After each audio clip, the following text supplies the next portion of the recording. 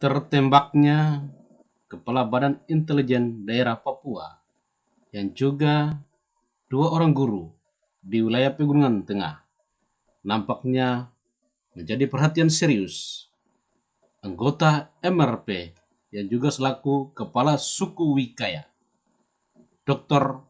Honor Kausal Herman Ateyoku, SIP. Dirinya meminta agar para penggiat HAM yang selama ini berbicara tentang HAM agar segera menghentikan pernyataan mereka tentang pelanggaran HAM di Papua.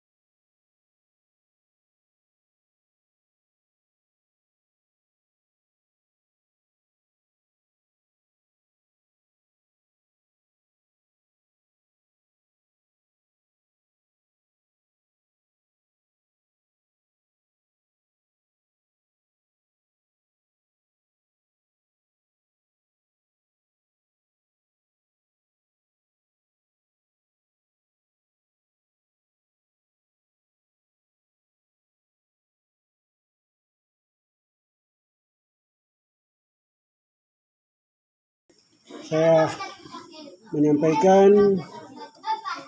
bela sungkawa saya yang sedalam-dalamnya terhadap gugurnya Bapak Jenderal Kabinda Papua. Merasa kehilangan seorang bapak yang sering saya lakukan curhat, sering minta pendapat, sering kita membagi. Tapi itulah keinginan Tuhan. Sebagai manusia biasa pasti lain. Kita menanggapi, kita menerima. Semuanya baik. Di mata Tuhan itu baik adanya. Sedikit rasa duka yang mendalam yang habis saya berpikir, tetapi saya juga mengucapkan terima kasih kepada Tuhan bahwa itulah kehendak Tuhan. Dan saya sebagai manusia biasa tidak bisa tahan diri atau menyampaikan kata lain. Hanya bisa saya mensyukuri bahwa itulah kehendak Tuhan baik adanya bagi kita manusia. Saya mau sampaikan kepada seluruh manusia ciptaan Tuhan yang ada di atas muka bumi ini, dan secara khusus di bingkai negara Republik Indonesia,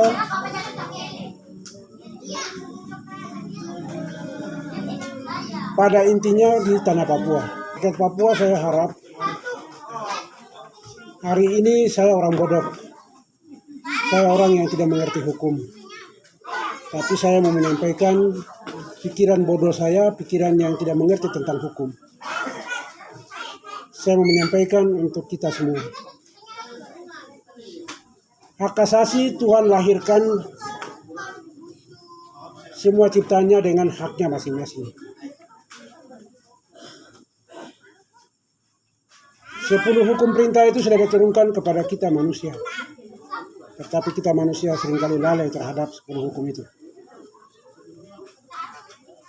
Sekarang kita bisa lihat orang bunuh antara masyarakat dan masyarakat, pelanggaran HAM-nya tidak tahu siapa yang mau tanggung. Itu bagi negara dan pemerintah yang ada, yang kita sebagai warga negara.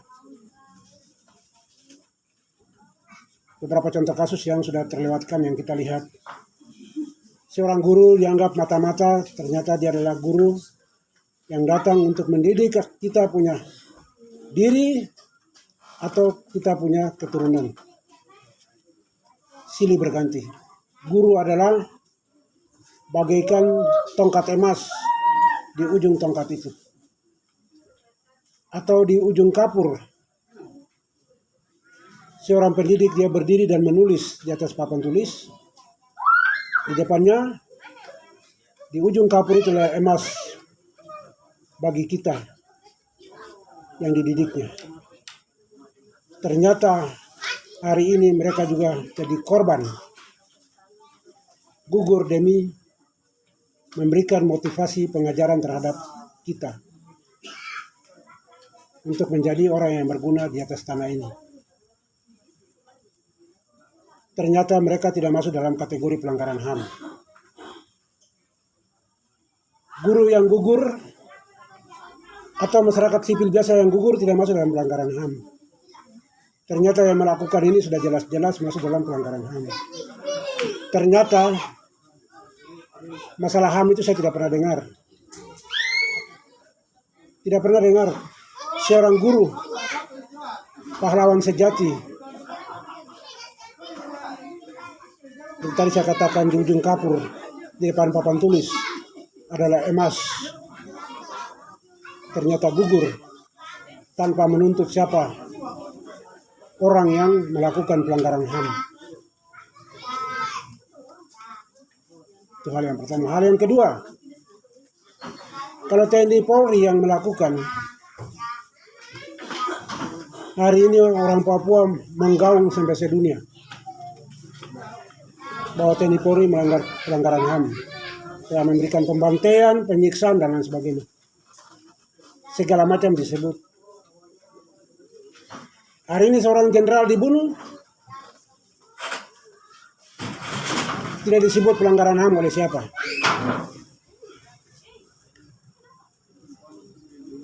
Hari ini semua para petinggi, para pengamat HAM bungkam dengan semua peristiwa-peristiwa yang telah terjadi. Bungkam. Saya sebagai orang bodoh, saya bertanya. Selalu kita dengungkan HAM ini kepada siapa HAM itu dia berpihak? Apakah kepada orang yang bukan melakukan, atau HAM itu dia harus hadir untuk memberikan sanksi kepada orang yang melakukan? Ternyata saya lihat tidak ada. HAM ini tidak tahu HAM dia berdiri ke siapa.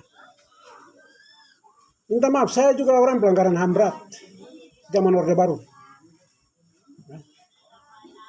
Saya orang yang pelanggaran HAM berat, keluarga saya habis semua. Kalau mau bicara penyiksaan pelanggaran HAM, saya ini sudah. Bisa lihat ada muka saya yang cacat, tubuh saya ini ada yang cacat. Karena saya juga pernah merasakan penyiksaan pelanggaran HAM. Tapi saya mau tuntut ke siapa?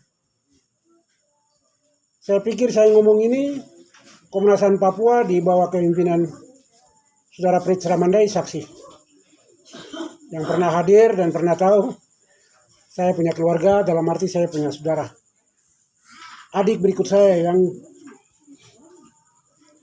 terjadi perlakuan yang disebut dengan pelanggaran HAM. Ya, saya mau bilang apa? Karena saya juga merasa bahwa saya juga langgar aturan atau langgar undang-undang yang diatur oleh negara. Sebagai warga negara saya sudah melakukan satu tindakan melawan hukum. Maka apa yang negara lakukan terhadap saya punya keluarga, saya harus menerima.